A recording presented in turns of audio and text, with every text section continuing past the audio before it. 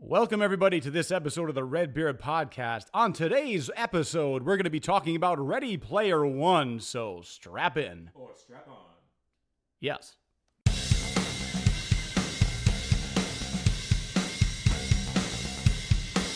it ahead, and how about that? Do it red hair, and I don't care. RedBeard Podcast. RedBeard Podcast. RedBeard Podcast. Gonna kick your ass. RedBeard Podcast. Yeah. RedBeard Podcast is brought to you by these cool dudes. Yo, what's going on, guys? How's everybody doing over here? Cooley, what's up, man? What up? Yeah, dude. We just saw Ready Player One, dude. We're going to talk about it. Are you excited? Am I excited? I was excited before we went to go see the movie. I'm like, after seeing it, yeah. I mean, Yeah. it was good. All right. We'll talk about it. We'll have a good time. We're going to talk about it. We're missing a couple people. We are down Ren and Jim Rock today, but we have gained a very special guest. Say what's up, Mr. Craig Garrity. Hey, what's up? I'm Craig. Hey. What's up, Craig? Hey, no, that's not my voice. No, This is my voice. Here, man. Yeah, Hey, sick. there we go. It's Mr. Smooth Garrity. No, I'm far from smooth. I'm very rough. Dude, we can do wonders with this audio. Yes, It can make you sound like, it's okay. make you sound like the Iron Giant. You're scraping Superman. Oh, man. Sadness. Yeah. So, But yeah, I drove all the way from the other side of Rhode Island. Boy, is my car still full of gas. yeah, dude, did you have to pack a lunch, man? Oh man, I left 2 days ago. It's weird because I was texting you. You hadn't left yet, but all right. No, it's a lie. It's a corporate machine, man. Dude, you also saw Ready Player One today, but you saw it at the noon showing, correct? Oh yeah, it was packed full of beautiful old people. You sound so not excited about anything. I'm excited. It's just, I'm excited to talk movies. I'm unfortunately, this is my first podcast, by the way. I've never done a podcast before. You're killing it, man. I'm very happy to be here. But yeah, it's nice to be behind the microphone for once. Hell yeah, man. I'm glad to have you on, man, because we've been trying to do this for a while, and I feel like Ready Player One is the perfect thing to talk to you about because you, like, I think both of us are big movie buffs and really into, like, all that pop culture. So this will be fun. So, guys, let's just get into it. So, Ready Player One, a Spielberg movie. Everybody's been really amped to see this. The trailers have been on constantly. They've been doing a lot of promotion for this.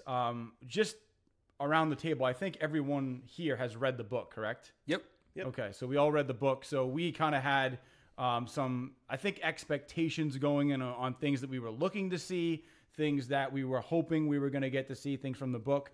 I'll be the first to say that we actually didn't get to see some things, a lot of things actually, because the book, they took a lot of liberties, I think, with this film.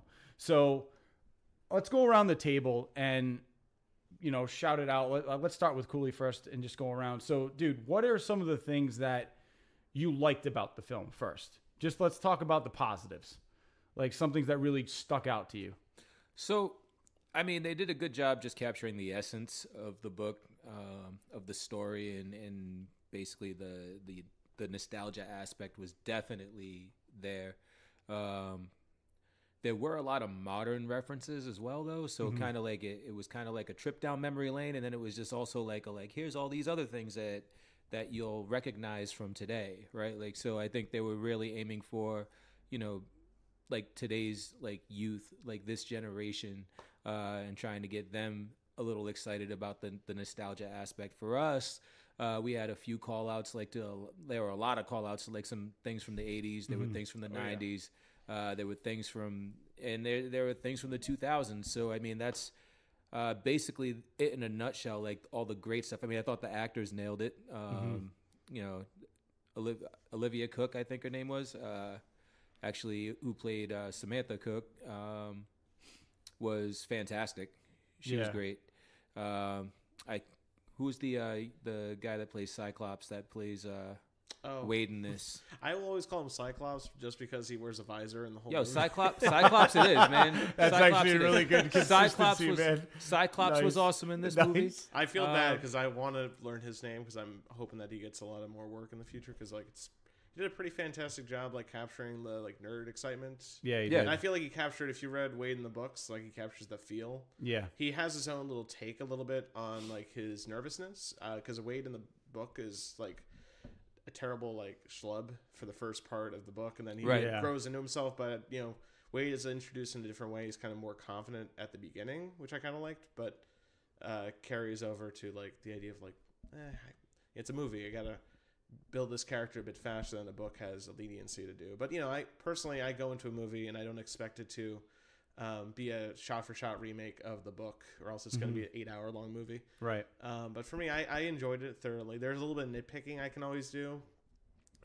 like the relationship between Artemis and Parzival. Like those two were, oh man, you're the best right away. And I thought I was like, okay, kind of like going to creeper territory. I got a little cringy at some parts. Yeah. I'm sure we can go into more details, but Yeah, like he meets her and then he's like 2 scenes later he's like, I love you. yeah, Yeah. I I'm just like, feel whoa. like The book for me builds it that up worked much better. Yeah. Like for me, it worked because I had all the backstory from the books, Right. But I feel like if I had gone into that without reading that, I'd been like, "Wait, what? Dude, slow down. You don't even know what she looks like, though." Which I mean, She's I mean, it talking was about that, yeah. it was interesting. I mean, and I think that H actually kind of called him out on that in a really funny way. You could be this guy in like the suburban Detroit, Chuck. yeah, Chuck.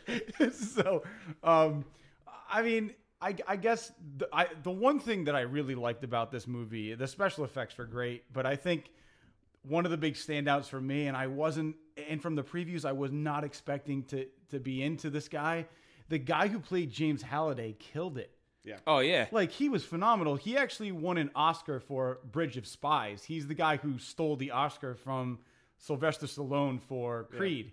And I was kind of like, that guy doesn't deserve it. Like, Bridge of Spies, he had one scene.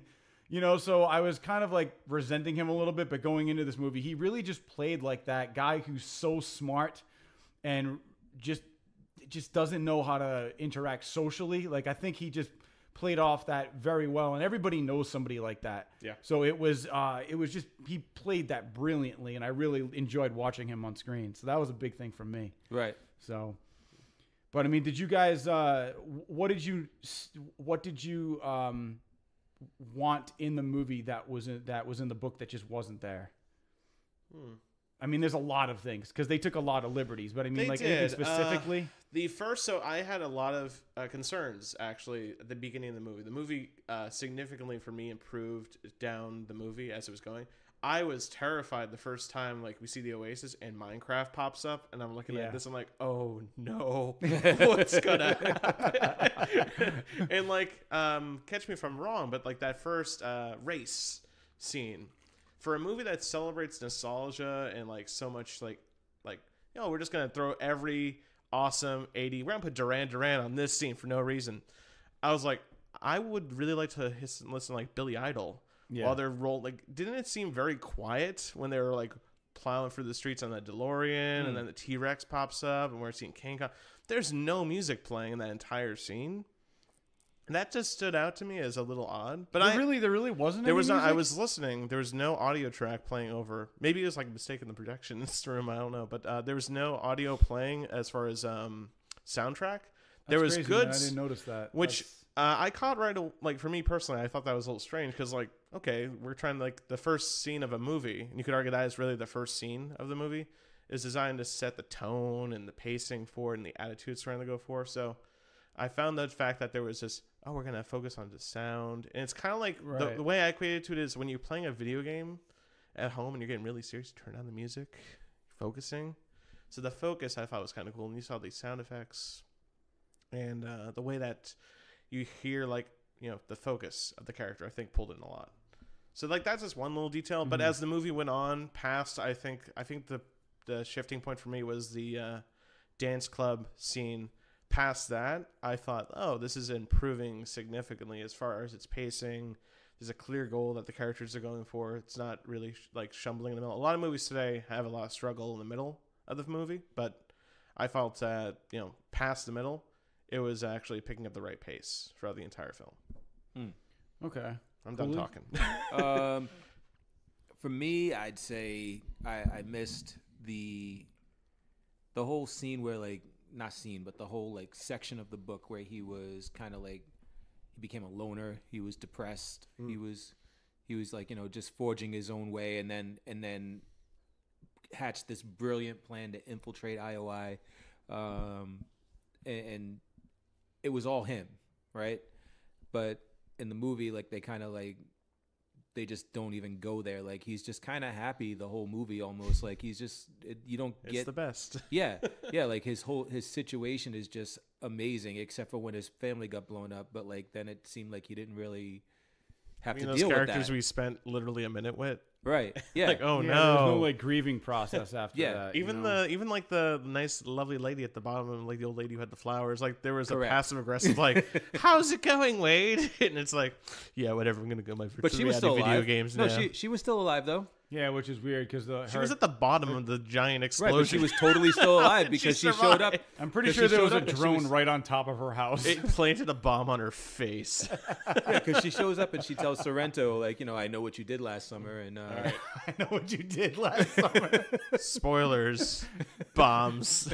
Then all of a sudden, somebody walks out and goes, "I'm right here. What are you waiting for?" I was hoping you'd do that scene from Platoon where he gets on his knees and raises his hands in the air. Wow. It's totally accurate to the 80s nostalgia guys. It's in that movie. You seen that poster. It's pretty cool. No, it should have been that scene from Shawshank where he gets out in the rain and just comes out of. So Get busy living or get busy dying, Wade. I think I'm just gonna kind of jump on that, man. For me, I think one of the things that I really didn't really care for in this movie is, you know, the whole reason why James Halliday created this oasis is because he actually didn't know. He never felt comfortable dealing with people in the real world, so this was a way for him to be somebody other than himself. And I feel like in the book, it was a lot of Artemis and Wade just kind of, or Parzival, you know, basically like really getting deep down in their relationship and figuring out who they are as people in the oasis. And the whole book leads up to, you know, spoiler alert, it leads up to them at the end of the book actually getting to meet in person for the first time. And that is the whole point of this book, is that when you actually leave the oasis, there can be something great still in the real world that is a piece of shit in 2049. You know, so I missed seeing that, like that buildup. And I feel like that was something that I was looking forward to seeing, and they literally just threw that out the window. In the first like 30 minutes, he meets her, and I'm like, well, that's the end of that. So you know? long, drama. Yeah, and I mean, like that is the subtext to the whole story. You know, their relationship, and they just kind of stepped on that, and I knew that was something was off to me when you watch the trailers. Because in the trailers, I was always like, well, that's weird. Like, they're having conversations in person about things that clearly happen in the middle of the story, you know? And I was like, well, they obviously changed that. But then when I saw how early that happened, that was kind of a turnoff for me, you know? But I accepted it, you know, suspension of disbelief, and just, all right, the movie's taking a different turn. And it did work in its movie way, but I kind of wish we saw less of her in real life and more of them getting to know each other in the oasis. right. Yeah. So I chopped that off to like just how a movie works with like its drama. In a book, I feel like you can get away with a lot more. Like, oh, we're not really connecting to these characters in RL. We're connecting them more in virtual reality at this point. The thing that breaks it for me though is I felt like the chemistry for the characters in the real world had almost nothing going for it. right. Besides like the cute little 11-year-old kid who's like, "Hey, I'm 11 years old. I'm not gonna deal with you older kids. I don't have any parents. Whatever." Right. It's mostly like, oh, okay, that's a cute interaction. But like, all right, what's the relationship between H and Artemis? There's nothing. She's driving the car. All right, cool. Yeah. Yeah. So I would sort of extend the idea of like, oh, those characters, you know, they have so much packed. It didn't feel its length. It was like 2.5 hours. Oh wow, yeah, it didn't feel like that. Didn't feel like that length was really hitting me. I was looking at my watch like halfway through. I'm like, wow, we're already an hour and a half in, pretty much. And I was like, oh, I think we're getting close because I'm going off of what I know from the book. Yeah, I'm like, okay, they're gonna be getting the second key soon. And we should definitely talk about that second key scenes leading up to it for sure, because that's actually my favorite part of the movie personally. The second key scene, getting the second key and the whole build up, because I was like, I heard that, you know, okay, they're not going to be able to get the rights to War Games because that's a different studio, and you know, there's like little things like I'm just catching like, oh, Artemis's riding the Akira bike. They actually had a lot of Japanese licensed content in there. They even had Hello Kitty at one point I was checking out. But I was like, okay, so they can't use War Games, so they're gonna do something else. And I was not a big fan of that race concept, because I was like, okay, they've been doing this race for 7 years, and people just totally they know they can't get past King Kong at the end of the race, and everyone just keeps trying. Okay, and does the race change? Is it progressive or something like that? No one's ever like done a Mario Kart and just like, no, I'm not driving, gonna reverse, see what happens. Yeah. No one's done that. I find that a little surprising. Like, to be people like hammering the walls, banging on, like, you know, where's the entrance? Well, you know what's funny is like I did think that was a little funny because they have all these like Halliday scholars. There's like 500 of them that never never figured out what Wade figured out in 5 minutes. Like, put it in reverse. Like, it's just like, all right, like, because movie, Tony. Oh yeah, he's the protagonist. He has to figure it out first. I know, but a little bit more believable than Why were they celebrating at the end of the movie? They lost their jobs. That's one thing. Yeah, like, suspension of disbelief. They're just like, he found the egg. Like, I've been trying to do this for 20 years. They should have been crying and in tears. Like, they were like happy. I understand people in the street celebrating, but everyone at that company is like out of business now. It's terrible. Like, you're a Halliday scholar, and your only job is to find that damn egg. You know what I wanted to see? I wanted to see like that. I wanted to see that moment where like he gets the egg and everybody's so pumped that, because they've been doing this for years. I wanted to see that moment where somebody that works there has like that Michael Jackson is right in front of them moment. They just like can't stop crying. He's right. They don't know how to deal with it. You know what I mean? And they just didn't, you know, they were more just like hugging each other. Like, oh, he's a trillionaire now and we're out of a job. Yeah. But I don't know. It was still very, very well done. For me though, I think the pickup of this movie, and I noticed this, is that it was weird. I kind of had like this weird experience where I'm watching the beginning race, and this is a positive for me. I realized I actually could not take the smile off my face for that race. That was there were so many references. Like, I was literally loving it, man. Like, there's the DeLorean, which they nailed, and then there's like the T-Rex, and like for me, that was actually really awesome for me because the T-Rex is there, and it was the same sound that was in Jurassic Park, and I'm like, Steven Spielberg is directing this. Like, that's badass. Like, imagine as a director being like, I've made such an impact on people that the stuff I directed is in a film I'm directing. Like, you know, that's pretty awesome. You know what I mean? Like, based on a book that's based on all my shit. On all my shit, yeah. And they just had so many cool references. Like, I think there was something for everybody in that race, and the one cool thing Starsky too, and Hutch, man. And one other thing, this is the last thing I'll say, I'll let you guys jump in on this, is that I'm just like rambling, but I noticed that I mean, this movie did have a lot, or the book rather had a lot of 80s references. So for guys our age, we were like, oh, this is amazing. Like, it's all 80s, the throwback to like our childhood and stuff like that, right? But in the book, they did have a lot of 2000, like late 90s references, which I think is cool because that does appeal to, like, you know, a younger audience. Right. So this is something where it might encourage people to read the book and get all the 80s references too. You know, it worked for everybody. And I think that they made a smart choice kind of doing that. Yeah, but I think people that were born in the 2000s might have a difficult time getting into it unless they actually have parents that are like, you know, like 80s nostalgia freaks. You know what I mean? Because they're not going to get any of the references in the book. But some people might go back to the point of like, oh, like, I've never seen War Games. Like, let me check this out. You know, I feel like things like that, like when they walk through movies, like, you know, the third gate is Monty Python. Like, they might watch Monty Python to understand like what he was going through in the book. Right. I mean, I think it's kind of a doorway, or it's an opportunity to open people up to things they might not have discovered otherwise. I get that it would have made the movie longer, but I mean, I also found the progression of the game was weird for me because, you know, they'd win the challenge, they'd get the key, but then it wouldn't open a gate that they would have another challenge in. You know what I mean? It was just literally just beat the challenge, get the key, take the key to the next thing, and keep getting clues. Like he just gives you a clue. But in the book, you had to kind of fight for the clue and kind of, you know, do There's a some little extra stuff. backstabby stuff going on in the book too. It's like, I'm not telling you the secret. Right. Go to Yeah, hell. and this one they was literally just I'll tell sharing. you all the things I know for this super cool contest. Yeah, and I'll tell you, and it's I'll all tell over. you, and I'll tell you, Yeah. Yeah, because that's not I how it trust happened. all of you. And then, no, how did everyone figure it out? Yeah. I mean, Oh, in the- they're all in the van at the Oh end. my Cool.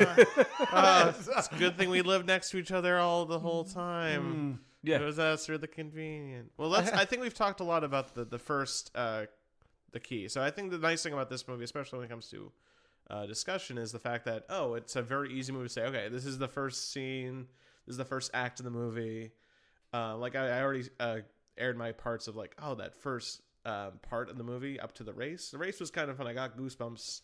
Yeah. Seeing, like, I never thought I would see in the same movie Hello Kitty, Mechagodzilla, Battletoads was in there. Yeah, the original Gundam. The original Gundam, dude, that thing was awesome. That was actually one of my favorite scenes. Especially when he turned into the Gundam suit Yeah. and it actually brought a like, tear to my eye. I was like, this is Like the best Gundam I'm ever going to see on a movie ever. but he actually struck the same pose. Oh, yeah, You yeah. know, that was awesome. They were on point. I mean, I feel like I'm amazed that some of these, especially, like I said already, these Japanese companies allowed the license of their character, and they're very protective. Yeah. Especially, I was not expecting Mechagodzilla. I'm like, Toto doesn't want to give anything to anyone. No American studio should touch Godzilla content since that 1996 movie.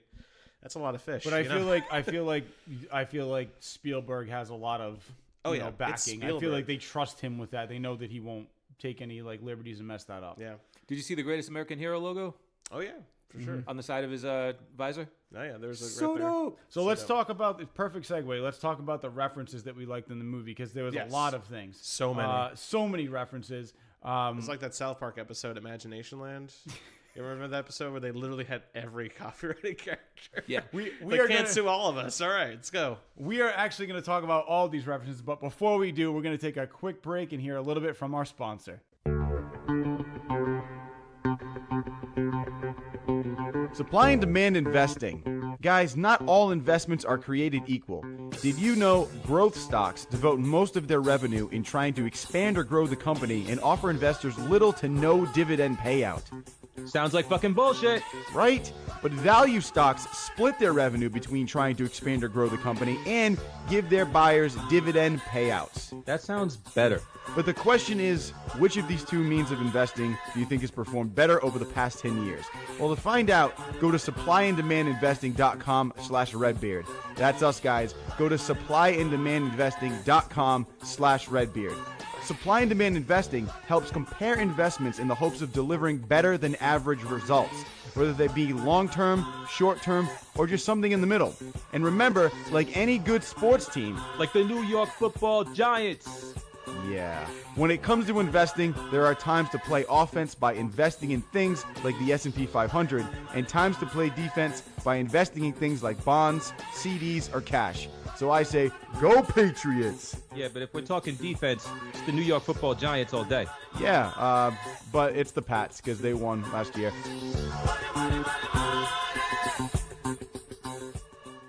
And we are back for the second part of Ready Player One discussion. Great. All right, so guys, we're back. I love that voice. Thanks, man. I appreciate it. So- It's just a fun voice I can do, but it's cheesy. It's like a game show. Years host, of I guess. training, for sure.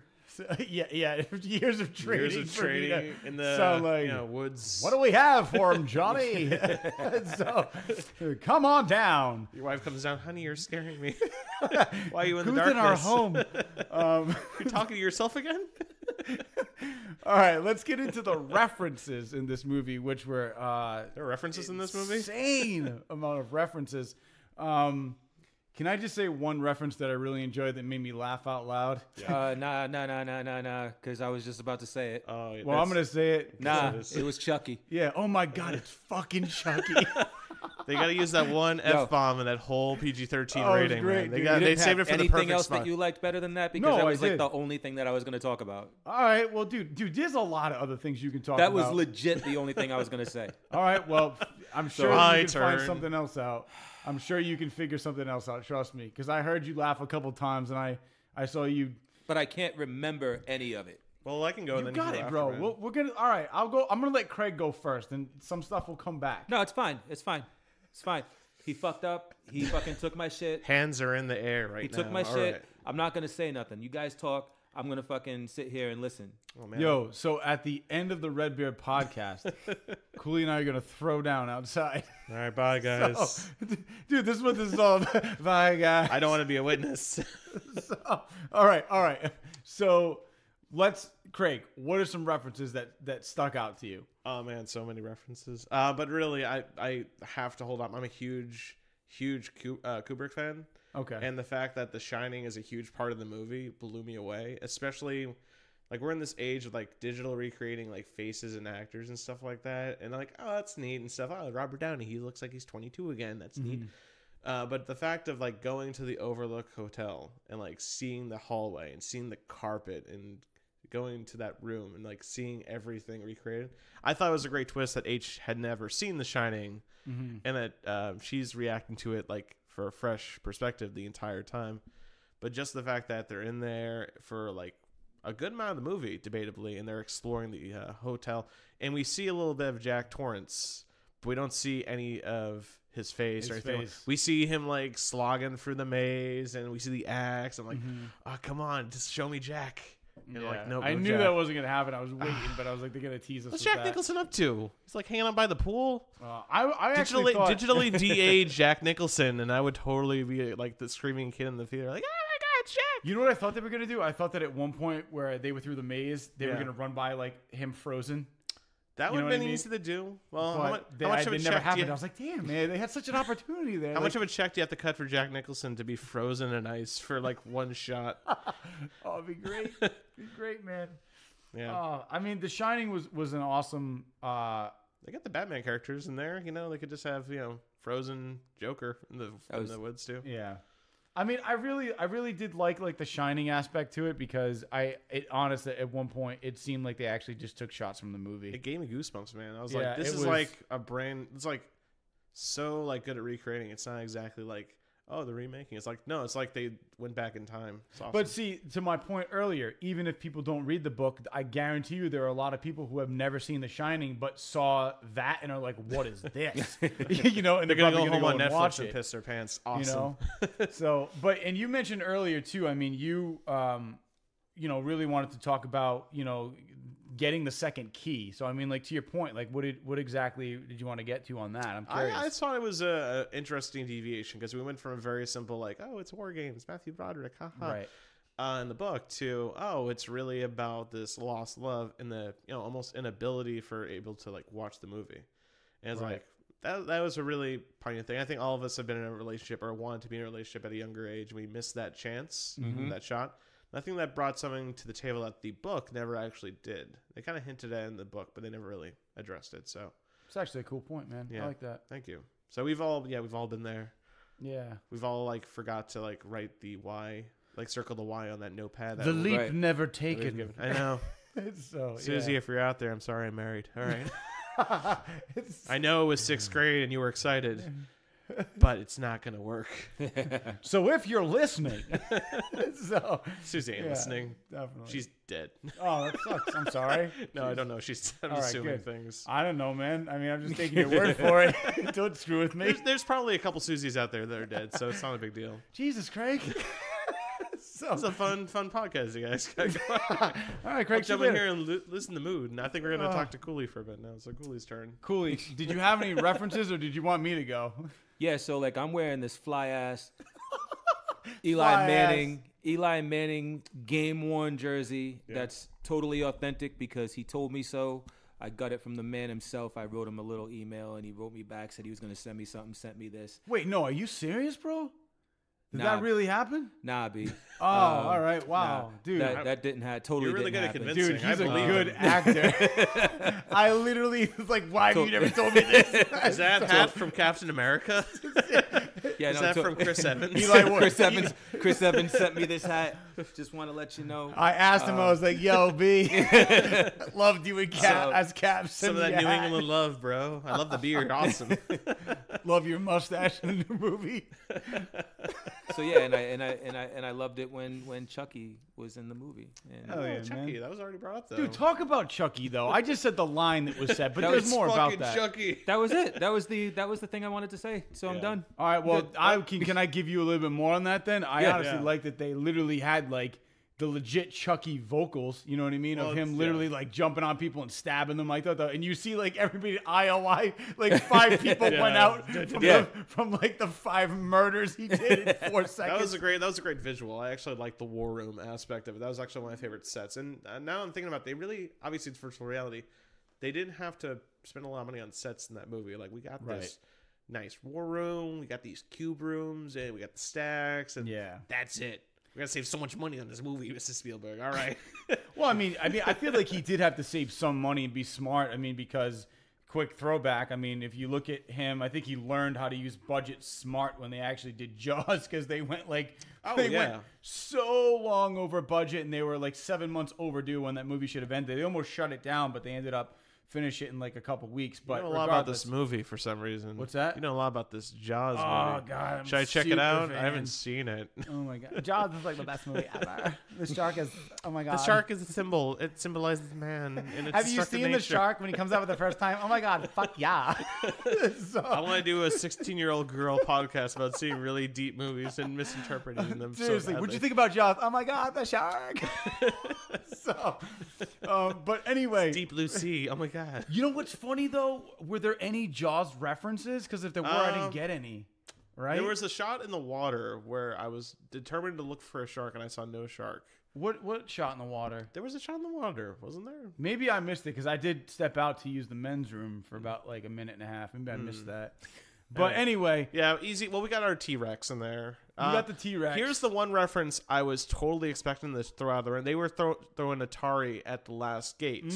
So here's the thing. They were talking about the puzzle, and they was like, oh, it's a maze you can't escape. And I was like, they're going to do E.T. E.T. Yes. I was thinking the I was same like, thing. the most impossible Atari game of all time. Once you fall in that ditch, you cannot get out. And it's a Spielberg movie, and I'm like, it's gonna be E.T. It's gonna be, and it's adventure, which makes sense. But that's like him literally just like, that's like Spielberg just being like,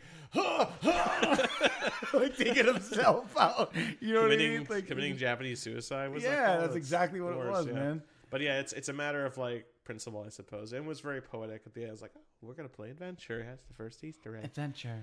Adventure, and like that, I don't know. This is the delivery I was so like concerned about at the end. Like, but that last scene was pretty epic. I love the boombox over the head and Say anything. exactly, Yep. and like Hell that was like what I was kind of missing. Like the atmosphere was missing in the first scene. But I think the music brings people together now that I'm thinking about it. So it's like, Do you think the music worked, or do you think it would have been more? It would have been better if he held up and it was in your eyes as war is happening. that would have been great. Just like a slow-paced song and a crazy. I'm not sure war. if you. I'm not sure if it's on Apple Music, but on Spotify, Ernest Cline has officially published his official Ready Player One mixtape, Oh God, I and gotta it's download amazing. that, man. And it's a wonderful. I'm pretty sure it's like the wish list of songs he like gave to Warner Bros. Like, please, I want these songs in my movie, and like I got a couple of them in there, but like things like the Star Wars like Imperial themes not there, and like Rebel Yell's not in there. They didn't even have Rush in there. There's no Rush. Yeah, it's in the trailer. Today's Tom Sawyer, but they didn't have that. Exactly. Well, I mean that song they can they want to use for promotional materials, and that's fine because that's a very recognizable song at that point. I feel like the soundtrack, and it's a movie that I think we talked that we already want to say, oh, you got to see it a second time or a third time. Not necessarily because it's the best movie ever made, but it's a movie that definitely have to catch. Like we were talking about, like, oh, I want to watch this on Blu-ray and go frame by frame and see every single shot. There was a ton of DC shit too. I mean, There was. Well, it's Warner Brothers too. And there was no Harry Potter. I was surprised. I'm like, I want to see a wand at one point, but no. There was a lot of Batman. I saw Harley Quinn multiple times. I'm like, okay. Yep. Batman. You said Batman, right? Yeah, I was like, you can climb Everest With Batman. Yeah. That was funny, dude. I got laughed a out chuckle. loud I at got that. a chuckle out of the old man next to me, and that made me smile in the theater. It's like, oh, the old guy thinks it's cute. I'm like, For "Thanks." me, I mean, I'm just a super geek, man, when it comes to like 80s references, and I geeked out a couple times, man. I mean, obviously, like I said, anybody who listens to this podcast knows I'm an Alien Predator freak. No Predator references that I caught, so that was a downer. Maybe I'll find one, but a lot of Alien references. Yeah. They took the ship out of Prometheus. Thank you. I thought it was Firefly at first, but it was Prometheus because the back door opened and. Right. There's that. There was also, the gun that Artemis was shooting when they were trying to get away from IOI. That was actually the gun that Ripley used when she was taking out like the Queen Alien. It had like the numbers on it of how much ammo she had. Also, two things that I loved together at once was like, what? It was Goro who like pulled him into like this like, hidden place, and then all of a sudden like the chest burster comes out. It was like too much for me to handle. I was kind of freaking out. I think you hit the kid in the front row. No, I did. I think he had to get some more popcorn because he dropped it. But like he was just like, what the fuck? I'm like, I'm sorry. I couldn't help it. But the age range on this movie is a little skewed because you do get like a little bit of blood and stuff like that. It's like trying to be more cartoony, which is fine. It was so good. We all played Mortal Kombat when we were younger. We're fine. We're not crazy people now. And they had a lot of Mortal Kombat references. And comment Fighter. below what you guys think, man, because I was confused as to what the reference might be. And I'm sorry, I'm totally going off on the character here. Did they change his name? Was it the guy who had the Mortal Kombat pin? Did you change his name in the movie? Daito? No, that's Daito. Daito, yeah, and sorry. Sho was Shoto or something. Shoto, yeah. But they so called him it's Sho. yeah. Sho in the movie. So Which saved money on letter stock, I suppose. Like, oh, we're going to print all these posters with his name. Might as well save a couple of money on pennies Yeah, on letters. for real, man. Saving tons of pennies, all right. Save money. Mrs. Spielberg, we need to save 20 cents on this next picture. Just say a different name. Say a different name. It's okay. I can't pronounce his name, Mrs. Spielberg. But basically, there was a moment where I wasn't sure if he was Gamora from Mortal Kombat because it kind of had like these two wings that popped up with spikes, or if he was the other character from Ant-Man who was Yellow Jacket. Yellow Jacket. I can't remember that. Thank you for keep reminding me. So comment as to what you think that might be because they look very similar, but I'm going to lean more towards Gamora. Yeah. Just because It's more likely. I don't think Yellow Jacket's something that like Warner I don't Bros. think could any of touch. the Marvel characters are on the list of. Yeah. well, things. Deadpool was there. No, that was Deathstroke. In That's the Deathstroke, yeah. Oh, it was Deathstroke. Yeah. So that's confirmed. It was. Well, I don't. It's not really confirmed. It's not confirmed, but it's- it probably would be. yeah. Wait, it's like Deathstroke and Deadpool look alike? Thanks, Rob Liefeld. Nice shadow. It can be whatever you want. Rob, So you drawn your last giant chest for the last people are time. gonna slow that down frame by frame. Be like, it's dead. Yo, deviating- It's Deadstroke. Deviating from Ready Player One for just a second. I Yeah. don't know if any of you guys heard this, but speaking of Liefeld, like all of his shit, all of his awesome universe or whatever it's called, Extreme Universe or whatever, that whole shit just got picked up by Netflix. Hell yeah, man. Yeah, Disney contracts ending soon. So So hurry. yeah, so Yeah. they get to do all the knockoff Marvel shit that Oh yeah. that Rob Liefeld created. It'd be great if Deadpool just had a show randomly show up on Netflix. And It's just like, hey, hey, it's over. I'm gonna be here for a few weeks. so you're telling See ya. me You guys still watching? Find me on Netflix. That Punisher show is pretty good. So you're telling me that we can't use your characters anymore? Okay, well, we're just gonna use these characters that are just like your characters. Haha. Huh. Well, that's how Lego gets away with all their like characters. Like, no, this is not a Batman movie. It's the Lego Batman movie, and they could just like, oh, guess what? We got Doctor Who. Everything's great. Yeah, that contract's ironclad. I'm sure they try to fight it all the time. Like, nope, you signed right to Lego Batman. It's great. But yeah, They definitely have. I mean, I as far as like some other references that jumped out to me, I mean, Alien obviously was there, very obviously. A quick thing that I really liked is the shield, I guess, that they take. I can't remember the name of it. Guys, help me out.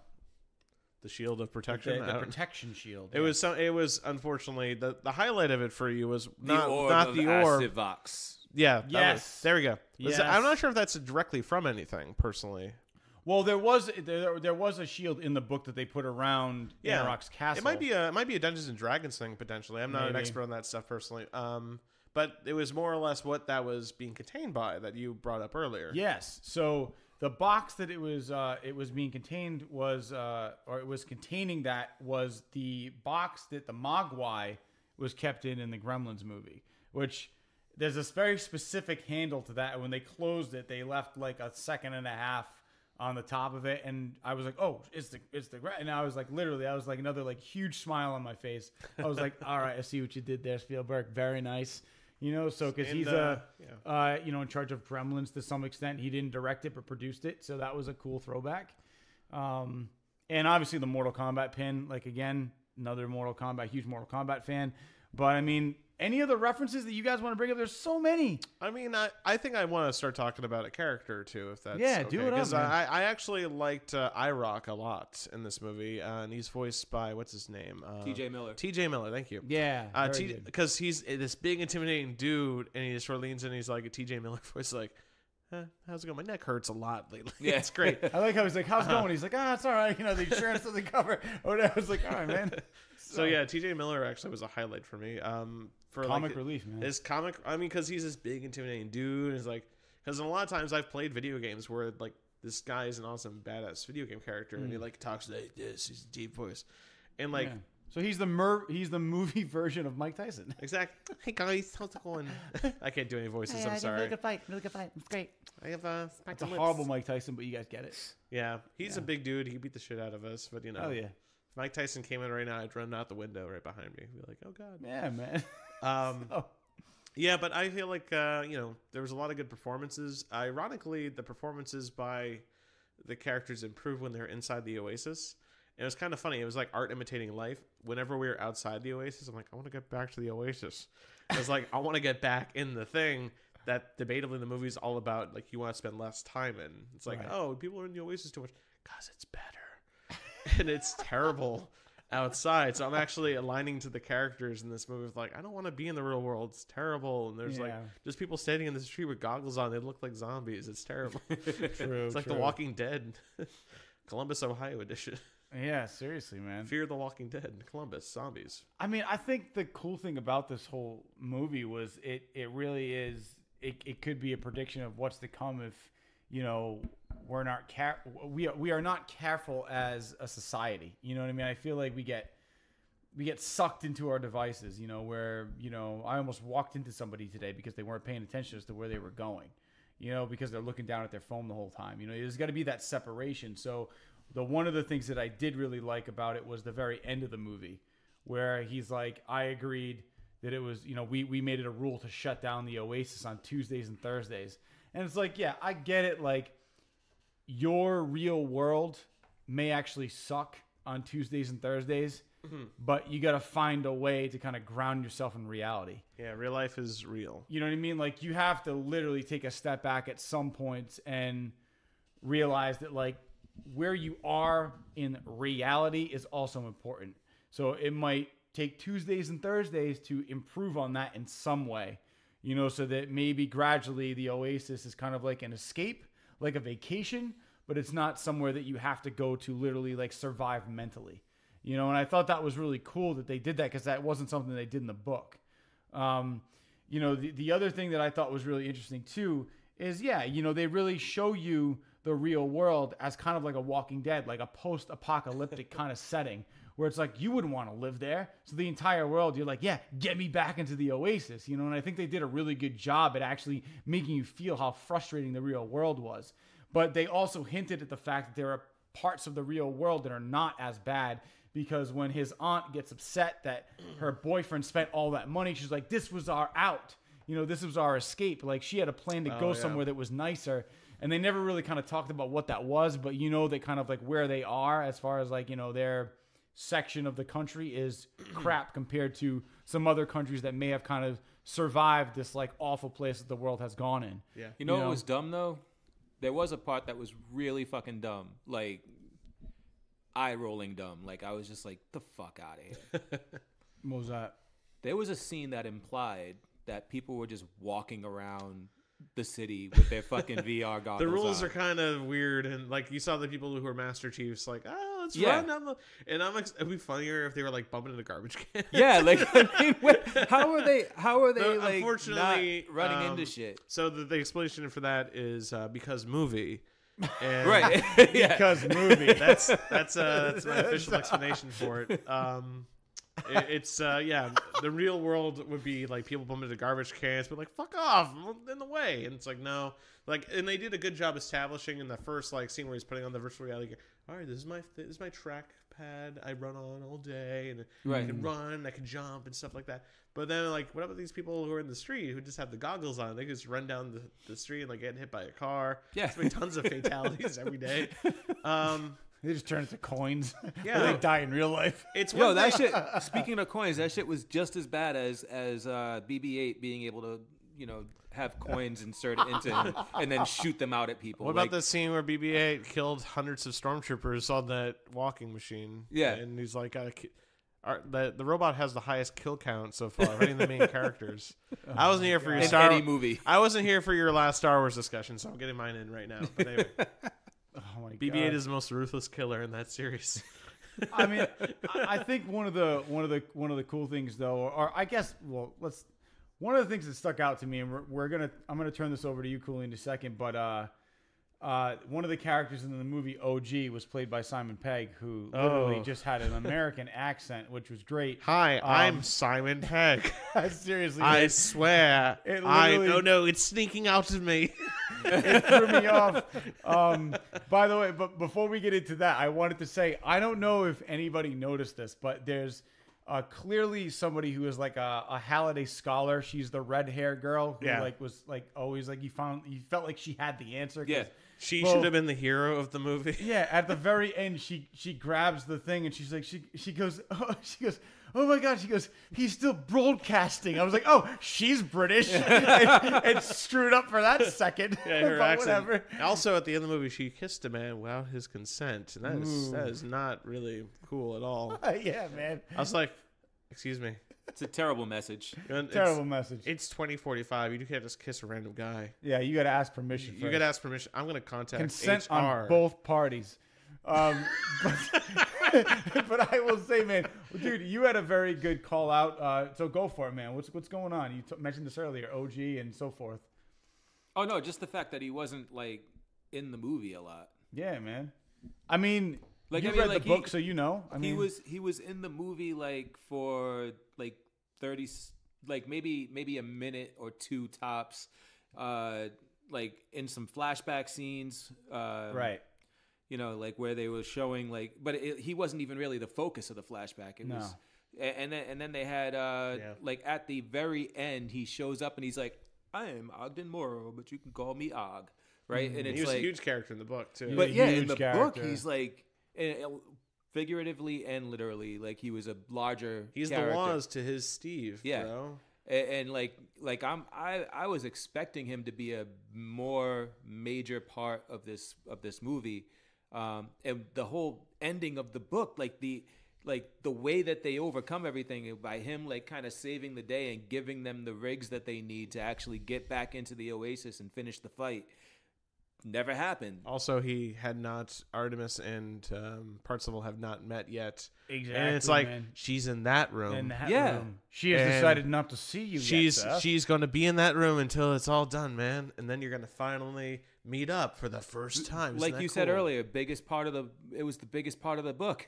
It Yeah, was man. like it was the shit that we waited for them to build up to, and then they finally got to Also, it, and it just never happened. How awkward was it? Like, hey, it's like the first time meeting. I'm going to caress your hair and look Yeah. at your scar, which your birthmark, which you're clearly not comfortable with. That's where you're hiding Right. it. And when it's like talk about it casually, that's totally fine. Yeah, it's awkward. I mean, I think for me, Yeah, I've seen worse. it's just like, let's just gloss over that. It's the it's the thing you're most insecure That was about the ever. worst scene. I think that was the worst scene in the movie for me personally. He's just like Slow it down. he's just like, We, yo, hey, I've we're on never this touched a rooftop. girl in my life. I don't give a fuck about your birthmark. I'm gonna touch you. yeah. Yeah, I'm gonna touch you. I'm gonna touch you, even though I literally had to sign out of the Oasis when I felt your hand caress my crotch in my news haptics. I don't see the advantage of those haptic suits at all. They seem like a huge disadvantage. Yeah, right? It's like, oh, great. So you can get kicked in the dick. Awesome. Yeah. Can you feel this? Oh, yeah. It just feels like my chest is vibrating. It doesn't feel like that. Come on. It's haptic. Hey, it's 2045. You never know. Taptic Bullshit. feedback. No, wait till when 2045 gets here. Call bullshit. Well, in that Yeah, intro, 2045. Thank you for joining me on the RedBeard Podcast. Hello. Hello. I don't know why I went British like 40 years from now. No. See, that's just me. I moved to like the UK. Oh, you moved to the UK? After Brexit. It turned out to be really good for the. Yo, you guys are fucked. Black don't crack. Yeah, all right. You know what I mean? I'm yeah, chilling. cool. Wait. So, anyway. Cooley, we got to talk about that. But no, I will say, though, as far as we go back, though, like Ogden Morrow, I will completely be I will agree with you on that, man. I don't think that the way that he was portrayed in the film was accurate at all. I thought it was all done wrong because, yes, he gets into the rigs where they couldn't be interrupted. And I honestly feel like I would have liked the film better if it focused on them having a fair shot. I feel like they had a somewhat fair shot in the movie. Yeah. But they were being interrupted by like these cars hitting them, and that's not fair, right? So, but I feel like having their rigs like they did in the book, where they had a fair shot, would have made more sense, Right. For him to get in touch with them earlier, right? Also, I would have liked to see Sorrento's, plot line end when he saw like my Rhode Island accent. I don't even want to Sorrento. When he saw, I would have been happy if when Sorrento, like if your storyline when it ended, when Pazaval's name came up on the screen, he's like, hey. What's he doing there? He just died, right? Like I would have been more psyched if it ended there. Like he's back in the game. How did he get one up on me? And then that's the last time you see of him until the end of the movie where they're like, yo, check it out. Like Sorrento's being arrested. Yeah. I think that would have been the perfect way for that to end, and I feel like they kind of missed one on that. Didn't it feel weird that the cops didn't show up at any point of that movie until like the very end? Like there's Yeah, a terrible seriously. like car chase. Like, oh, I was assuming that IOI is like the police of the city, and like the cops really are owned by them. It's sort of like RoboCop style. But you mentioned Sorrento, and actually I'm surprised we haven't talked about that character yet, because I genuinely feel like the villains in this movie are probably the strongest part of the movie. Yeah. And I mean they pull a lot from the book, and the book does pull a lot of punches with like the scenes where we have Artemis in the headquarters instead of Parzival, and that's fine to me because like Parzival in the book is like a super genius, and like everything he does is perfect, awesome, great, except relationships. You know what I never felt though, and they never touched upon like how he's like a programming genius. Anyway, Yeah. You know what I never felt in You this saw the movie. password written down on the sticky note. That was great. Yeah. That was a great little bit. I love that. And it was like Bad Boss 69. Yeah, exactly. It was great, man. I never felt a sense of urgency. Well, unfortunately, the pacing of the movie was at any time that our protagonists got one step ahead, no big deal. They just got to the next part within seconds anyway. So the illusion of a lead is not really there. And like in the books, it's mostly like, how is he like we have like Parzival's like, he's by himself on the leaderboard for like months, And then Artemis like skips him. Yeah. Well, we find that Artemis found the secret of Wally. She just can't beat was the Grim Reaper in the book, or it was like they couldn't be Joust. Yeah, They couldn't do Joust, and it was like the Grim Reaper they were playing against. So I couldn't be Joust, and then what happens is like Parzival's like, if you stand on his left, it's gonna help you out like that. And like you can only do so much. There's a lot of things like, we can't show an arcade game because that's gonna be boring. We can't really shoot that in a creative, fun way. In fact, before I don't know, man. They could, man. You ever seen the movie The Wizard? They could have Wizard? done that. They could have done it. There's a great documentary called The King of Kong. Have you seen that one? No. It's a bunch of guys who like go to Fun Spot in New Hampshire, and they just they have such drama, and they all fight for like the high scores. Oh, the highest scoring King Kong? Yeah. I gotta check that out. That's a They good. could have done a documentary. montage. They could have, man. Like a fast-paced montage of like the games they were beating. Yeah. You say fast, and ironically, I had gone to the theater at noon, and I found that the show that's playing at 12:30 is a 3D show, and I'm like, I'm not gonna pay that much for a 3D show when I'm gonna see a 2D show later on. So the show I'm gonna see is the one at 1, And like I go into that little tiny arcade that's in every single movie theater that has like Right. the claw machine. It's got some shooting game, and besides that, they have a Pac-Man / Galaga machine. I miss Pac-Man game. And I was like, oh, okay, I got $1. I pop in a couple quarters, and like, wow, I forgot how fast Pac-Man is. Yeah. And this is this game blew up because it's a game from 1984, and it's like super rapid. And I was like, oh, this is pretty awesome. Play this right before the movie, get me in the right mood and stuff like that. And I had a good time. So I'm sure there's a way to shoot or edit it. There's got to be. There's got to be, man. Can we do an episode? Can we do an episode about the Wizard? Because I just want to say, Oh, dude, man, I love The Wizard. It's such a good movie. get the warp whistle.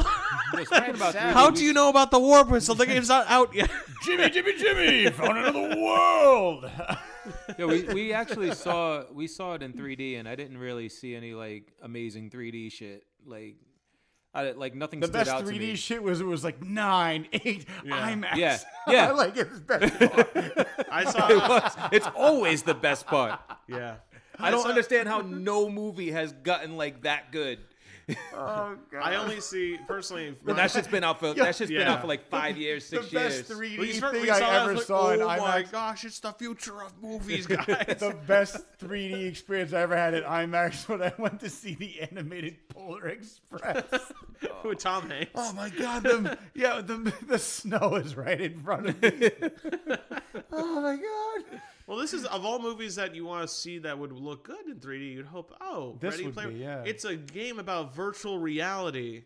So kick it in. Yeah, they dropped the ball on H too.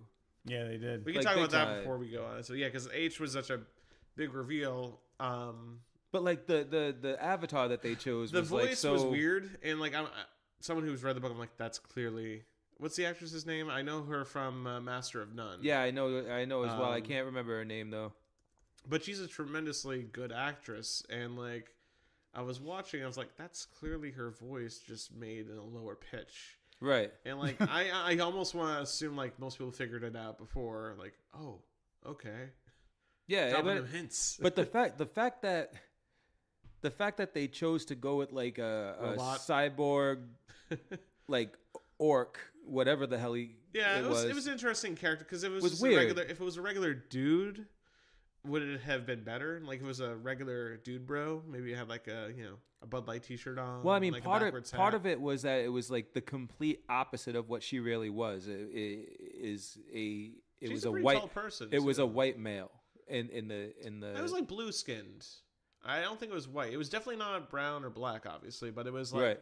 it was a bluish. It was alien in tone. It wasn't like there's an in between. I think between like it was a white character to a black character, I suppose.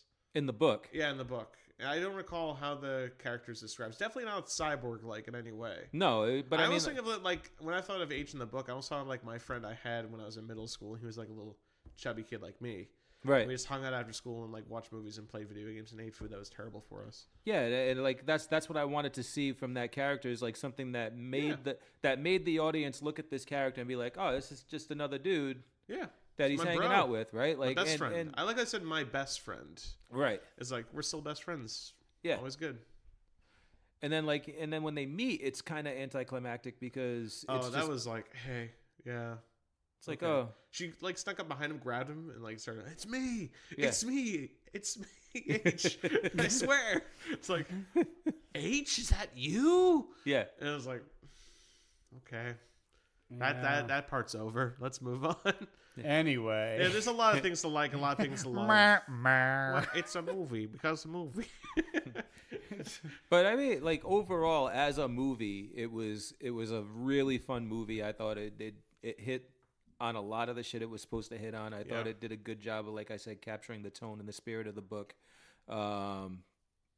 But I got big goosebumps at the end there. You get the only action, like yeah, things and like that you very like. You have a soft place in your cold heart for. It's like, there's good things in the world still. That's Yeah, great. I mean that's one thing I would point out too is even though you hate the character of Sorrento the entire movie, there is that moment at the end where he kind of sees like the egg in his hands and the reflection in his mask Yeah. or whatever, and you realize It's like over. it's over but it's not just against like, it's bad against good. It's just like this oasis in this game is just it's something bigger than everybody. And that was weird. You that know, like, and I thought that was kind of a really cool moment that it was like, all right, like I get it, you know, like what he got is what I've been aiming for, and I think this is amazing. You know, and I think that was a really cool moment. And I did like the way that it actually, you kind of hit the nail right on the head when you said that it really did capture the spirit of the book. It didn't necessarily mirror it, but I thought that it was as close as it could have gotten in one movie. Right. But I think this is something that possibly could have been done in like a Lord of the Rings type thing, where it's maybe like 3 movies. well, It could have, but not with Spielberg. But Spielberg wouldn't have done it. That's the thing. Because You know what I mean, it's one or the other, because we complain a lot when like, oh, they're making The Hobbit, which is a children's book, into 3 movies, and they're gonna stretch it out.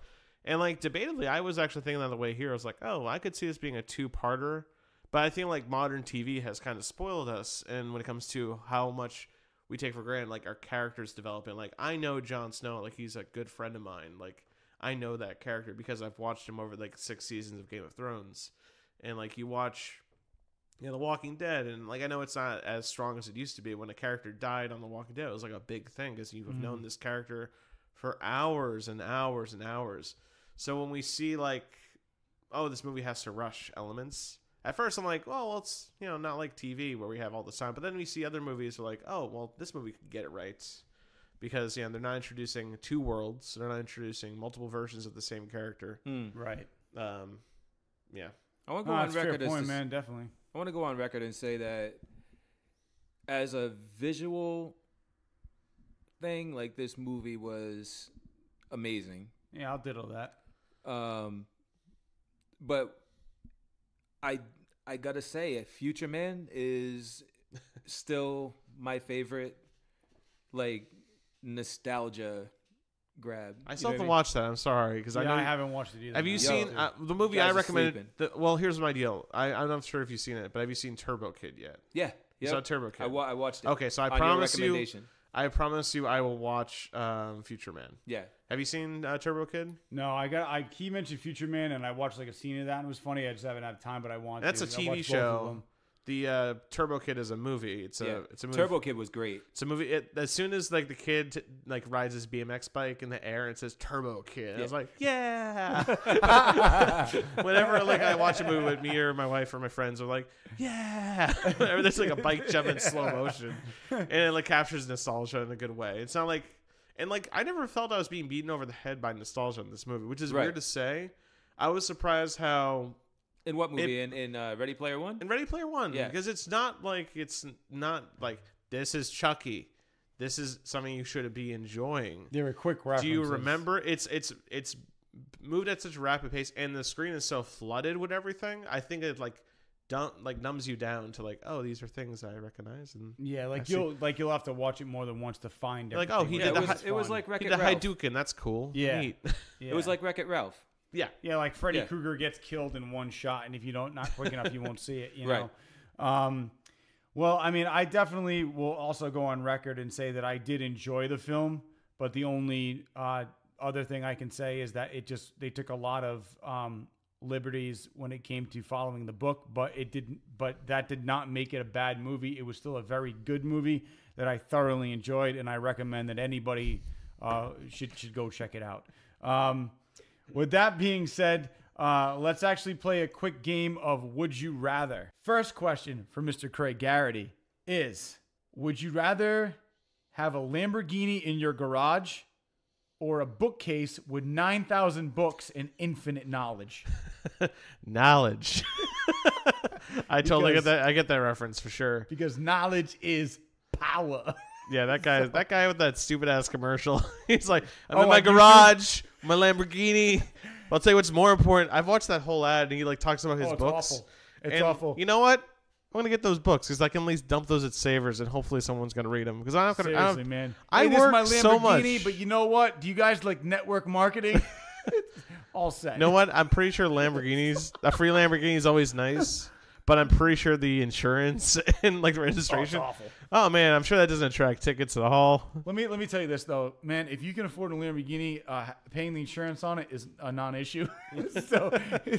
so cool. No. In this situation, I got it for free. Apparently, like Italian mob's gonna come get me. Yeah, It's apparently like, you stole our Lamborghini, son. No. Yo, we want our car back.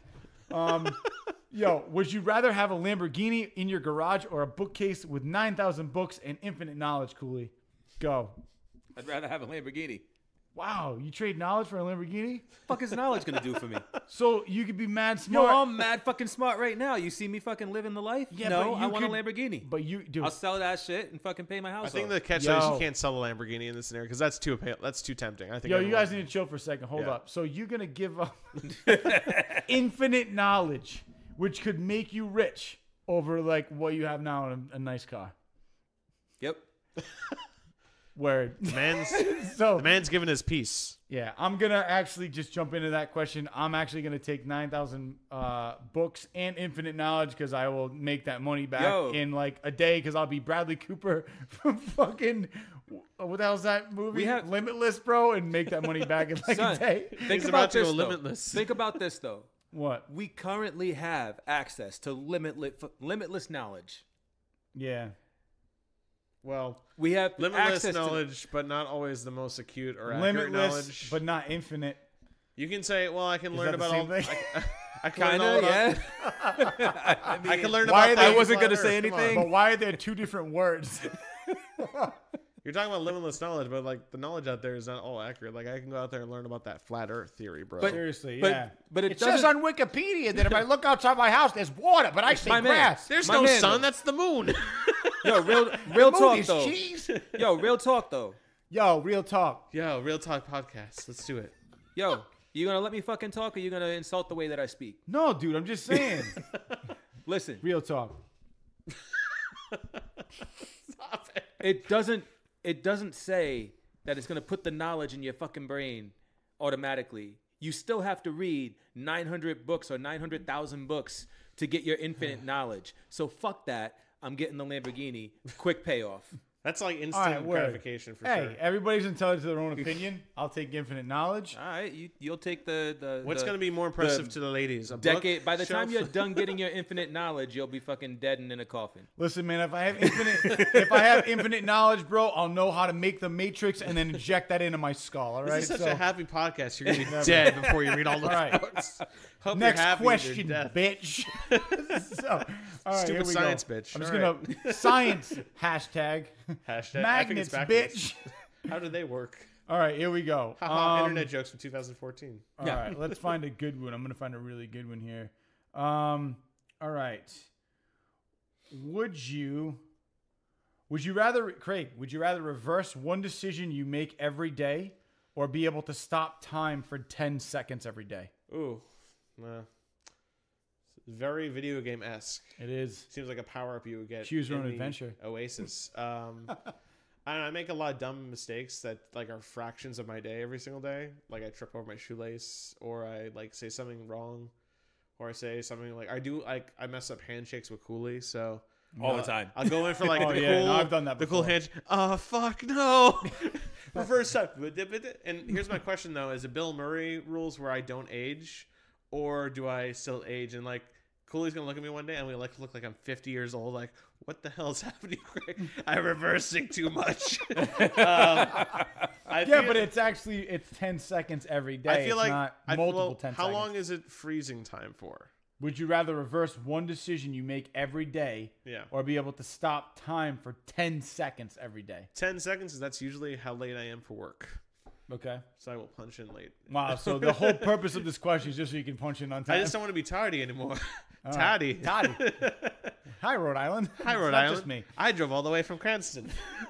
I'm Toddy.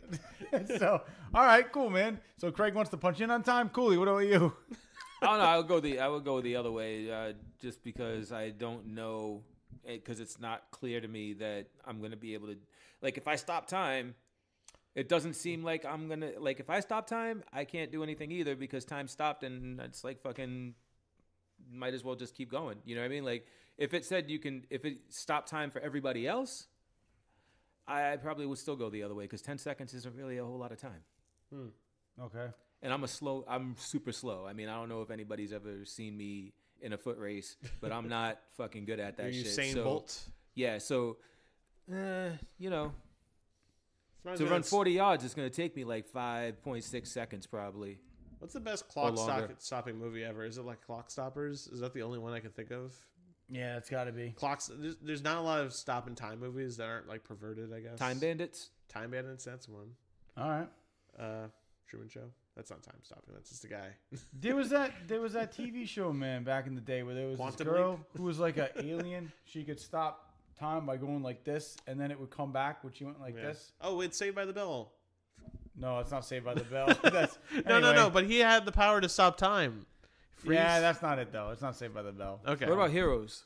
No, it Oh, wasn't yeah, it. I'm yeah. talking about in like the 90s, man. a lovely season whatever. 1 All right, and nothing so else?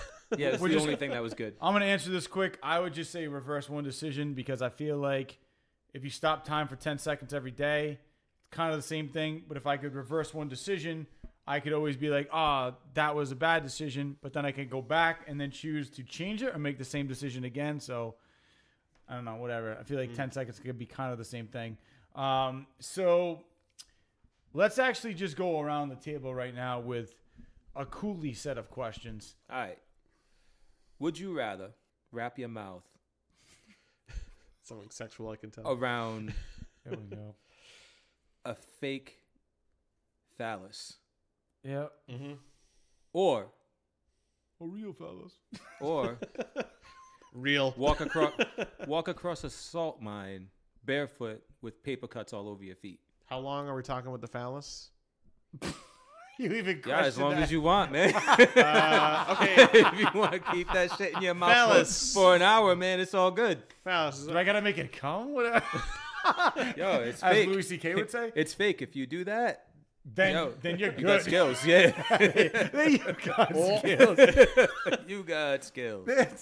So I'm gonna say that I would walk across a salt mine, just because I honestly feel like it's mind over matter, and that other shit I can't forget. So that if I live through it, I'm gonna feel like it's an accomplishment. Like, man, I got through that. That was painful as shit, but I focused it. I like mind over matter. But the other thing, All right. you can't come back from that, man. Okay. I don't want to know I have skills that I didn't know I had. What? I'm going to go with the phallic thing. Huh? He goes, I'm going to go with the phallic thing. right. Phallic thing, Cooley. Yeah, I don't know. It's not I a big mean- deal. It's physical pain over psychological. And for me, it's my wife, she works in the biz as a supplier, not necessarily as a performer. But I can tell you, I've walked into the bathroom and there are things suction cupped to the bathroom that you can't unsee. It's not a big deal, but I don't mind it. Fuck. I know. All right. There you go. You back on? Legit. That's not a big deal. No, we're good. Is it my turn to ask a question or is it someone else? I'm back can on. ask. No, you, hey, You asked. A Oh, you question. want me to you ask another answer one? that question. Oh, it's your turn. To Oh, ask. you want me to answer? I fucking put the fake dick in my mouth. Yeah, It's not real dick. That's the big difference. it's fake. It's a piece of plastic. It's a at the piece end of the day. plastic. At the end of the Holy day, it's shit. at the end of the day, it's a piece of plastic. You That's it. homophobes. Brr. All right. You know what I mean? I would much rather do that. I mean, much rather do that than fucking walk on salt with fucking paper cuts in my feet. I would not. Oh my god, that shit would suck for a long time. All right. Cool. We're going to do one more question, but from each person, and we're going to make it up on the fly. So, Craig, go. Oh, okay. On the fly. Come up with something quick. On the fly, I got something really easy. It's bathroom one. Alright. So, would you rather have shampoo that you have to use for the rest of your life that smells like bacon, or would you rather have toothpaste that tastes like Captain Crunch? Because if you brush your teeth with Captain Crunch toothpaste, it'll never feel like your teeth are ever clean. If you have bacon hair, you'll smell a delicious bacon, but smell like your hair is growing bacon. I'm going to go with Captain Crunch, man, because Captain Crunch.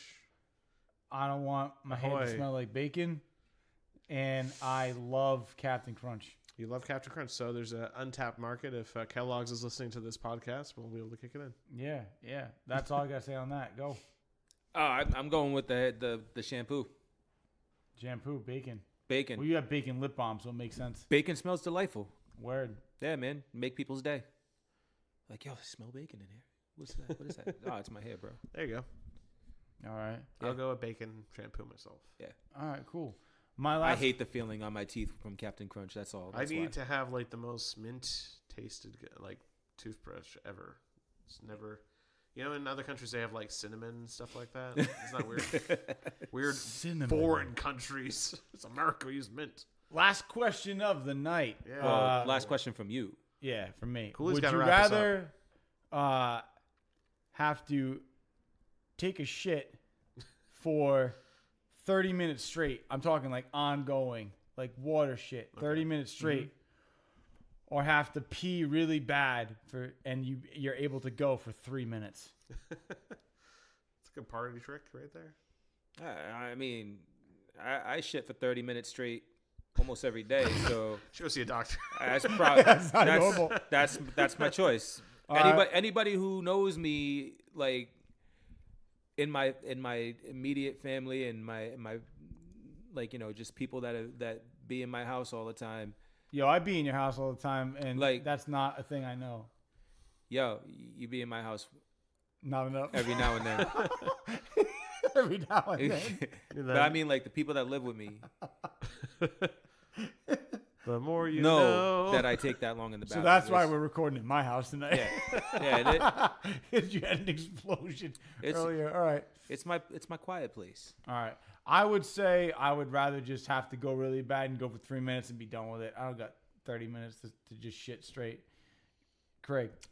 I would go with the shit because I already bring my phone into the bathroom already, so I can check out Reddit or Twitter. But I think you're going so fast and so hard for 30 minutes. oh, that it's the flurry of it's poopy. the water shit.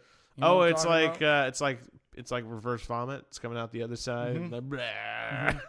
Hit the flush the toilet continuously. I'd still get in some phone time. I mean, realistically, that doesn't involve anything really for me. It's like This YouTube video is so good. Yeah. pop in those AirPods and enjoy some nice chill music. Pop in the AirPods, just hope nobody else outside hears. So, all right. All right. Would you rather Last question.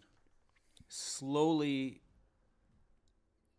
insert a hot poker into your ear hole? Mm-hmm. Oh, Like red hot, like Yeah, it's red been taken hot, out red of hot. fire. Red Okay, hot. so like whatever. Braveheart sterilized this I'm shit. almost ready to say whatever's not that. Um, It's good or- news. Someone with a dick. or It's always- drink a beer through your asshole using a funnel. Oh, that sounds fun. How's that even possible? The kids are doing it nowadays. Are they vaping? Vaping All right, for the man, asshole. look, I'm just going to answer that quick. I'm going to drink a beer through my asshole because right after that, I'm going to shit it right back out. But I want to be able to hear out of both of my ears after this is over. So I'm going to say drink a beer through my asshole. Cool. Word. So Correct. that's how they do it in Japan. I'm pretty sure, right? Beer for the asshole. Yo, I'm telling you, man. You need Top to of do some more Mount fucking Fuji. research. Craig. Oh yeah, Read beer, a beer, book, bro. beer for the asshole. I don't know. I'm pissed because I was supposed to go to Japan last year, but I didn't get to go. It's all right.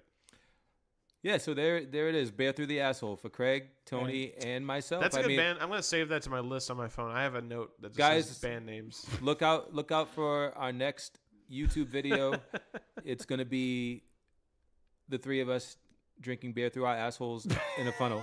I have really bad balance. Is actually, I that okay? think- Am I doing a handstand or? Am That's, I no, that's gonna be our Pornhub video, actually. And then the next video is going to be us assembling guns on Pornhub. So, while I take off my shoes and socks so you guys can see my feet. So, oh, man. Well, listen, On guys. that lovely note. Hey, I just want to do a quick shout out. Craig Garrity, thanks for joining us on this episode of the RedBeard Podcast. Yeah, Dude, Craig. it was a blast, man. Oh, thanks. I've had a great time. I'd love to come again sometime. Oh, definitely, man. We'll have you back on. And Ready Player 1, 2, or Ready Player 2 is that the next one? Ready Player 2, that's the next Yeah, one. you know they're gonna come out with another one. Cinematic Universe. Can I just tell you, I sat through the credits and I was not happy. There was not a single thing at the end. Like of all the movies to have like an Easter egg at the end of the credits, nothing. Yeah, Steven Spielberg was like, screen. gotcha, nothing. Sucker. So Jurassic World's coming out. Yeah, so Kingdom. that's all we got this week on the RedBeard Podcast. We will catch you guys next week for some more fun shit. And guys, make sure you follow us on social media. You know where to find us at RedBeard Podcast on all outlets. And on another note, check out YouTube because this video will also be posted. I'm going to do it Italian. Yo, check out our YouTube, kid, because it's also going to be posted there. This is kind of Boston, but whatever. So check it out, kid. It's going to be a video portion of this podcast. Till next week. Later. Peace. Bye.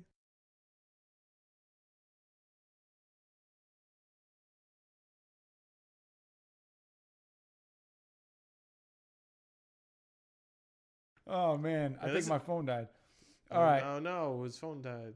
Should charge. Whatever. Charge Well, like whatever. me. I guess I'm out on this. So, Yeah. Let's put a dead picture of Tony on the screen. So I'm going to say that I would walk across the salt mine just because I honestly feel like it's mind over matter. And that other shit, I can't forget. So that, if I live through it, I'm going to feel like it's an accomplishment. Like, man, I got through that. That was painful as shit, but I focused it. I like mind over matter. But the other thing, All right. you can't come back from that, man. Okay. I don't want to know I have skills that I didn't know I had. What? I'm gonna go with the phallic thing. Huh? He goes, I'm going to go with the phallic thing. right. Phallic thing, Cooley. Yeah, I don't know. It's not I a big mean- deal. It's physical pain over psychological, and for me, it's my wife. She works in the biz as a supplier, not necessarily as a performer.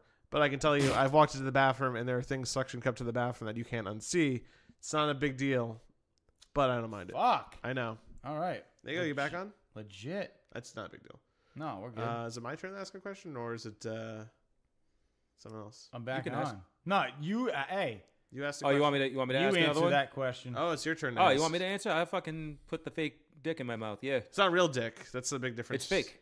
It's a piece of plastic. It's a piece of plastic. At the end of the Holy day, it's shit. at the end of the day, it's a piece of plastic. You That's it. homophobes. Brr. All right. You know what I mean? I would much rather do that. I mean, much rather do that than fucking walk on salt with fucking paper cuts in my feet. I would not. Oh my god, that shit would suck for a long time. All right. Cool. We're going to do one more question, but from each person, and we're going to make it up on the fly. So, Craig, go. Oh, okay. On the fly. Come up with something quick. On the fly, I got something really easy. It's bathroom one. Alright. So, would you rather have shampoo that you have to use for the rest of your life that smells like bacon, or would you rather have toothpaste that tastes like Captain Crunch? Because if you brush your teeth with Captain Crunch toothpaste, it'll never feel like your teeth are ever clean. If you have bacon hair, you'll smell a delicious bacon, but it smells like your hair is growing bacon. I'm going to go with Captain Crunch, man, because Captain Crunch.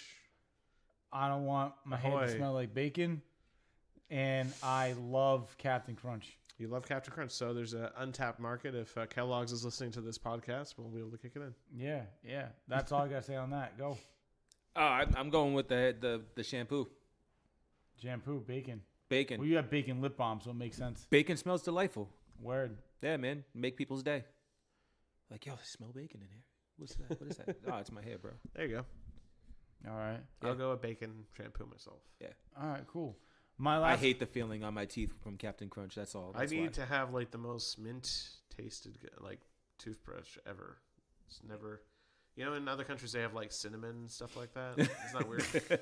Weird Cinnamon. foreign countries. It's America. We use mint. last question of the night. Yeah. Well, last question from you. Yeah, for me. Cooley's Would gotta you wrap us rather have to take a shit for 30 minutes straight? I'm talking like ongoing, like water shit, 30 minutes straight. Or have to pee really bad and you're able to go for 3 minutes. It's a good party trick right there. I mean, I shit for 30 minutes straight almost every day. So Should go see a doctor. that's probably That's not normal. that's my choice. All right. Anybody who knows me, like, in my immediate family and my like, you know, just people that be in my house all the time. Yo, I be in your house all the time, and Like- that's not a thing I know. Yo, you be in my house Not enough. every now and then. Every now and then. But I mean, like, the people that live with me The more you know know. that I take that long in the bathroom. So that's why we're recording in my house tonight. Yeah. Because you had an explosion earlier. All right. It's my quiet place. All right. I would say I would rather just have to go really bad and go for 3 minutes and be done with it. I don't got 30 minutes to just shit straight. Craig. I would go with the shit because I already bring my phone into the bathroom already, so I can check out Reddit or Twitter. But I think you're going so fast and so hard for 30 minutes. Oh, that it's the flurry of it's poopy. the water shit. You know Oh, what I'm it's talking like about? it's like reverse vomit. It's coming out the other side. Mhm. Like, blah. You have to flush the toilet continuously. I'd still get in some phone time. I mean, realistically, that doesn't involve anything really for me. It's like this YouTube video is so good. Yeah. pop in those AirPods and enjoy some nice chill music. Pop in the AirPods, just hope nobody else outside hears. So, all right. All right. Would you rather Last question. slowly insert a hot poker into your ear hole? Mm-hmm. Oh, Like red hot, like Yeah, it's red taking hot, out red the hot. fire. Red Okay, hot. so like whatever. Braveheart sterilized this I'm shit. almost ready to say whatever is not that. It's gonna be Or- worse. Someone with a dick. Or It's always- drink a beer through your asshole using a funnel. Oh, that sounds fun. How's that even possible? The kids are doing it nowadays. Are they vaping? Vaping All right, for the man, asshole. look, I'm just gonna answer that quick. I'm gonna drink a beer through my asshole because right after that, I'm gonna shit it right back out. But I want to be able to hear out of both of my ears after this is over. So I'm gonna say drink a beer through my asshole. Cool. Word. So Correct. that's how they do it in Japan. I'm pretty sure, right? Beer for the asshole. Yo, I'm telling you, man. You need Top to of do some more Mount fucking Fuji. research. Craig. Oh yeah, Read beer, a beer, book, bro. beer for the asshole. I don't know. I'm pissed because I was supposed to go to Japan last year, but I didn't get to go. It's all right. Yeah, so there it is. Bear through the asshole for Craig, Tony, and myself. That's a good band. I'm gonna save that to my list on my phone. I have a note that just Guys- says band names. Look out for our next YouTube video. It's gonna be the three of us drinking beer through our assholes in a funnel. I have really bad balance. Is actually, I that okay? think- Am I doing a handstand or? Am I That's, you no, want. that's gonna be our Pornhule video, actually. And then the next video is going to be us assembling guns on Pornhub. So, while I take off my shoes and socks so you guys can see my feet. So, oh, man. Well, listen, On guys. that lovely note. Hey, I just want to do a quick shout out. Craig Garrity, thanks for joining us on this episode of the RedBeard Podcast. Yeah, Dude, Craig. it was a blast, man. Oh, thanks. I've had a great time. I'd love to come again sometime. Oh, definitely, man. We'll have you back on. And Ready Player 1, 2, or Ready Player 2 is that the next one? Ready Player 2, that's the next Yeah, one. you know they're gonna come out with another one. Cinematic universe. Can I just tell you, I sat through the credits and I was not happy. There was not a single thing at the end. Like of all the movies to have like an Easter egg at the end of the credits, nothing. Yeah, Steven Spielberg Black was like, screen. gotcha, nothing. Sucker. So Jurassic World's coming out. Fallen Yeah, so Kingdom. that's all we got this week on the RedBeard Podcast. We will catch you guys next week for some more fun shit. Guys, make sure you follow us on social media. You know where to find us at RedBeard Podcast on all outlets. And on another note, check out YouTube because this video will also be posted. I'm going to do it Italian. Yo, check out our YouTube, kid, because it's also going to be posted there. This is kind of Boston, but whatever. So check it out, kid. It's going to be a video portion of this podcast. Till next week. Later. Bye. Thanks for having me.